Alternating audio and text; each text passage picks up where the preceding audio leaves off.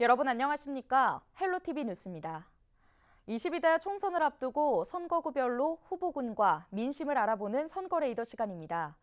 양천 을 선거구는 최근 5번의 총선에서 4번이나 3% 전후의 초박빙 승부로 당락이 결정된 서울의 대표적인 경합지인데요.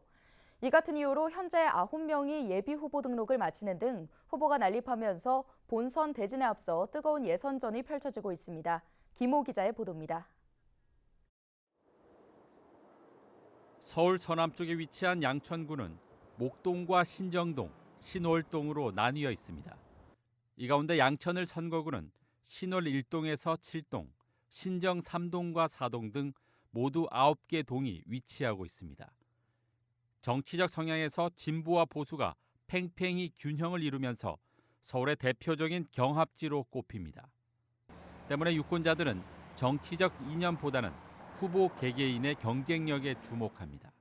국민을 위한, 서민 정치를 위한, 동네 정치를 위한 가장 거창한 그런 구호 말고 실질적으로 다가올 수 있는 이런 정책을 하는 그러한 국회의원들이 됐으면 좋겠습니다.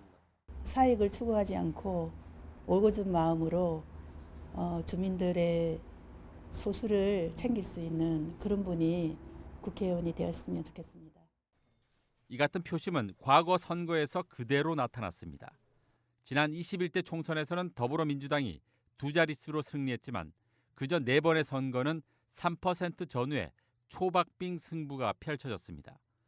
특히 지난 17대 선거에서는 1%도 안 되는 득표율 차이로 진보 정당이 승리하는 등 승리 예측이 쉽지 않은 곳입니다. 이 같은 결과가 보여주듯 양천을 선거구는 진보 보수 모두에게 기회의 땅입니다. 이번 선거에서도 현재까지 9명이 예비 후보 등록을 하는 등 후보가 난립하고 있는 이유입니다. 더불어민주당에서는 김영문 전 청와대 비서관과 김수영 전 양천구청장, 이용선 현 국회의원 등 3명이 예비 후보 등록을 마치고 당내 경선을 준비하고 있습니다. 국민의힘에서는 황상석 전 안철수 언론특보와 오경훈 전 국회의원, 김현배 전 대통령직 인수위원과 하민경 변호사, 강웅원 전 양천구의회 의장 등 5명이 출사표를 던졌습니다. 다만 김현배 예비후보는 공천 신청을 포기했고 주영선 후보가 공천 신청을 하는 등 여전히 5명의 후보가 공천을 두고 경합하고 있습니다. 무소속으로는 정별진 후보가 예비 후보 등록을 마친 상태입니다. 현재 양천구을 선거구는 9명의 후보가 난립하고 있습니다. 어느 때보다 치열한 당내 경선이 예상되는 만큼 어떤 본선 대진표가 짜여질지 지역 유권자들의 관심이 모아지고 있습니다. 헬로티비 뉴스 김호입니다.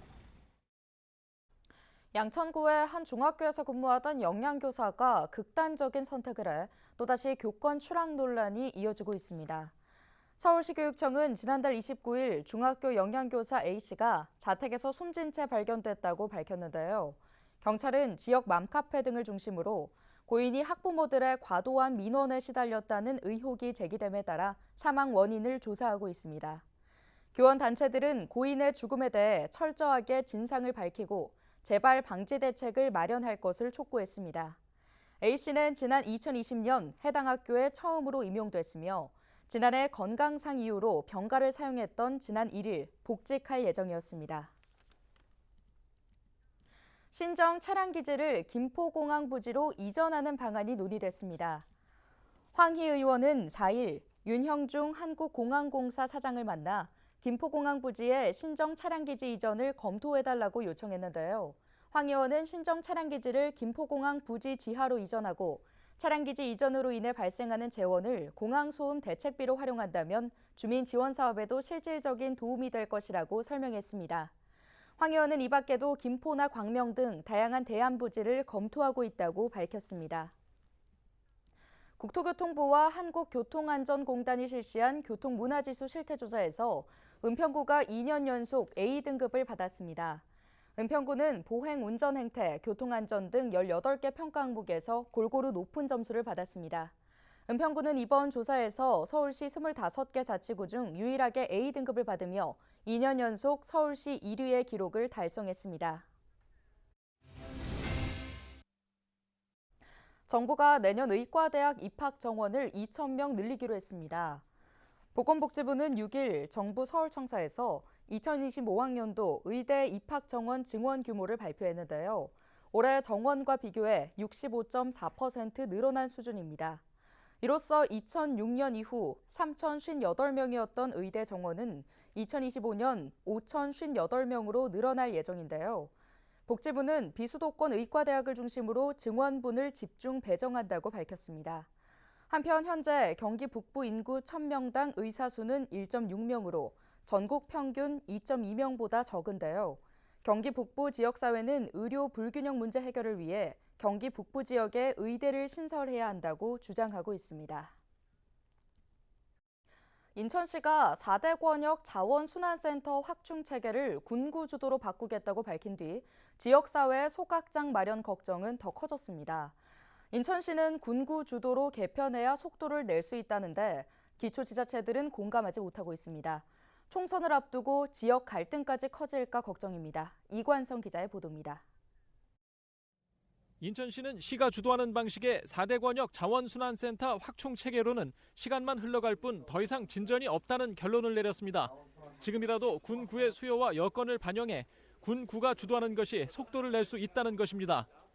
저는 과거 시 주도로 짜여진 현재의 체계로는 군구가 지역 내 의견을 반영하여 주도적으로 나설 수 없고 주민 수용성도 확보하기 어렵다는 결론에 이르렀습니다.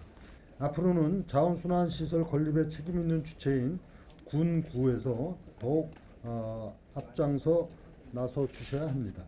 시가 결정하고 군구가 따라오는 하향식 방식이 아니라 군구가 주도하는 수평적 의사결정으로 나아가는 것입니다. 하지만 인천시를 믿고 따라온 기초지자체들의 입장은 다릅니다. 주민 수용성 확보의 어려움 때문에 인천시가 뒤늦게 폐기물 관리법상 책임 주체가 군수구청장임을 내세워 뒤로 물러났다는 시각입니다. 여기에는 이제 시의 역할이 저는 중요하다라고 봅니다. 각 지자체별로 이해관계가 다르기 때문에 계양구와 부평구가 얘기를 해서 답을 찾기는 쉽지 않습니다. 그리고 이게 비용적인 측면이라든가 효율성 이런 여건을 보더라도 부평구와 광역 소각장을 함께 마련해야 하는 계양구도 난감하기는 마찬가지. 윤한 계양구청장은 기초지자체들 간 협의 과정에서 지역 갈등만 커질 것이라며 인천시가 문제 해결에 주도적으로 나서야 한다는 입장입니다. 인천시는 자원순환정책 지원 실무협의회를 만들어 군구가 주도하는 대책을 협의 조정하고 전문가들이 참여하는 공론화 지원단을 구성해 군구 주도의 주민 참여 공론화를 돕겠다는 입장입니다. 체감할 수 있는 인센티브와 전문적인 지원을 약속하고 있지만 책임을 떠넘긴다는 모습을 지우기 어렵습니다. 그렇다고 해서 손을 놓는 방식은 아니다. 그럼 결국은 어떻게든 환경부의 예산을 더 받고 인센티브를 어떤 방식으로 필요한 지자체, 인센티브가 가야 되는 지자체가 누군지 인천시는 알고 있을 거예요. 실무단위는 알고 있을 거라는 거예요. 그러면 설득과 그다음에 시민의 홍보와 교육을 통해서 이거를 끌고 나갈 수 있는 의지를. 부천시와 광역 소각장 마련을 협의했다가 무산된 부평 계양 지역은 입지선정위원회를 구성한 다른 지역들과는 달리 처음부터 다시 준비해야 합니다. 입지 후보지 마련과 주민 수용성 확보 과정에서 인천시가 못한 일을 서로 원하지 않는 기초지자체들끼리 잘 해낼 수 있을지 걱정이 큰 상황입니다. 더구나 총선 기간 소각장 설치를 막겠다는 각 정당 후보자들까지 늘어나면 지역사회 갈등과 혼란은 더 커질 것으로 보입니다. 쓰레기 대란은 이미 시작된 모습입니다. 헬로티비 뉴스 이관서입니다. 수원지법 제17민사부는 경기도의회 국민의힘 정상화 추진위원회가 광미숙 전 대표의원을 상대로 낸 대표의원 지위 부존재 확인 소송에서 원고 승소 판결을 했다고 밝혔습니다. 앞서 도의회 국민의힘 정상화 추진위원회 소속 도의원 3명은 지난해 1월 18일 국민의힘 당규에 의하면 당대표를 의총에서 선출해야 하는데 곽 대표는 재선 이상 의원 15명의 추대로 선출돼 60명이 넘는 초선 의원의 선거권을 박탈했다며 소송을 냈는데요. 이들은 2022년 6월 17일 제11대 도의원 당선인 상견례 자리에서 곽 대표가 추대 형식으로 선출됐는데 이는 당규를 위반한 것이라며 선출 무효를 주장했는데 재판부는 이를 대부분 받아들였습니다. 곽 전 대표는 당선인 촌내에서 대표에 선출됐고 투표를 통해 추대 방식이 택해졌다며 당선인 총회는 의원 총회와 효력이 같으므로 문제없다고 반박해왔습니다.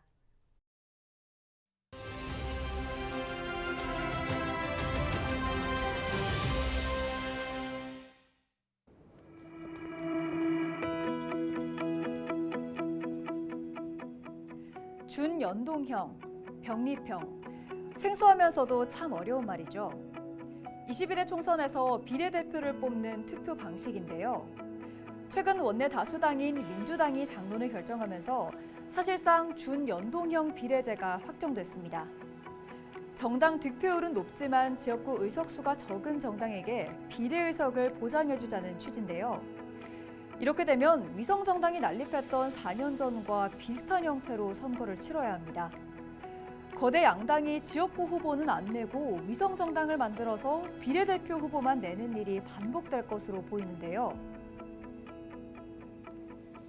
지난 21대 총선에서도 거대 양당은 더불어시민당, 미래한국당이라는 위성정당을 내세워서 각각 17석과 19석을 가져갔습니다. 이번 총선에서는 모두 47석이 연동되는데요. 모든 정당에게 의석이 배분되는 건 아닙니다. 정당의 득표율이 3% 이상은 돼야 비례의석을 확보할 수 있기 때문인데요. 소수 정당들의 합종 연횡은 물론이고 각 정당의 셈법이 더 복잡해질 것으로 보입니다.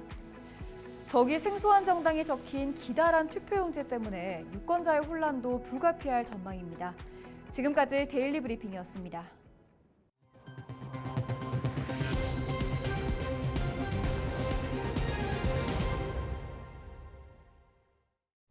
서울시가 용산 국제업무지구 개발에 재도전합니다. 서울시는 용산에 높이 100층 높이의 랜드마크 건물을 건설하고 세계 최초로 45층 건물이 있는 보행 전망교를 설치하겠다고 밝혔는데요. 또 평균 용적률 900% 수준의 업무 복합과 업무 지원 지역에 업무와 기업 지원 시설, 주거와 교육, 문화시설 등을 만들고 50만 제곱미터 규모의 녹지도 조성할 계획이라고 설명했습니다. 서울시는 내년 기반시설 착공에 돌입해 이르면 2030년 초에 국제업무지구 입주가 시작될 전망이라고 밝혔습니다. 용산 국제업무지구는 14년 전 도시개발구역으로 지정됐지만 지난 2013년 자금 부족과 국제금융위기 등으로 지정이 해제된 바 있습니다. 경기도가 경기 북부 특별자치도 설치 기본계획 수립 정책 연구 용역을 마무리했다고 6일 밝혔습니다. 도는 최근 경기도청 북부청사 상황실에서 연구 용역 최종 보고회를 열었는데요. 발표에 나선 경기연구원 이정훈 박사는 경기 북부 특별자치도 설치와 국제평화자유도시 조성을 위한 특별법 제정, 국제평화연구개발센터 설립, 경기 북부 투자진흥지구 지정 등을 과제로 제시했습니다. 이어 전략산업벨트 육성과 GTX 등 광역교통인프라 구축, 중첩규제 개선 등 경기 북부 발전을 위한 5대 전략을 발표했는데요. 특히 경기 북부 발전 5대 전략이 실행될 경우 경기 북부의 GRDP는 약 26조 원, 한국의 GDP는 약 139조 원 증가할 것이라고 주장했습니다. 시 지정문화재의 보존지역 규제를 푸는 내용이 담긴 문화재 보호조례 개정안이 시의회를 통과하면서 앞으로 인천 지역 지정문화재 보존지역 규제가 대폭 완화됩니다. 주요 개정안은 시 지정문화재에 대한 녹지지역과 도시 외지역의 역사문화환경의 보존지역을 현행 500m에서 300m로 축소하는 내용입니다. 현재 인천시의 국가 시 지정문화재 보존지역의 면적 비율은 행정구역 면적 대비 17.3%로 부산을 제외하고 가장 높습니다.